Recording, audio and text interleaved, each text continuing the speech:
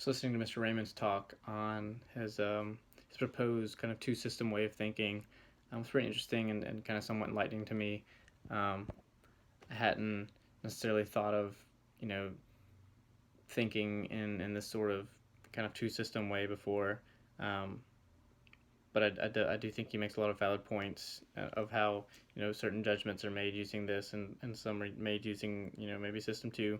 Um, and I think he did acknowledge this in his talk. But I don't think that necessarily all thinking and all judgments can kind of be categorized as either system one or system two type judgment.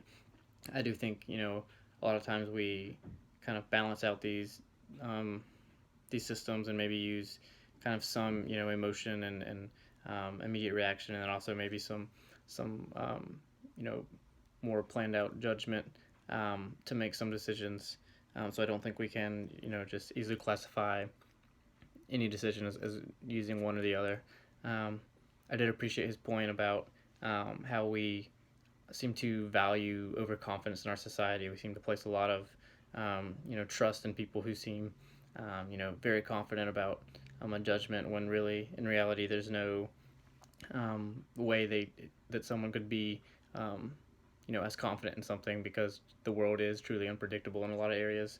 Um, and I do think maybe in our time, um, with things like the internet and like the rise of social media, um, that reminds me of Nicholas Carr's book The Shallows, and how we seem to value very kind of limited and just like eye grabbing information as opposed to sort of a whole comprehensive um, body.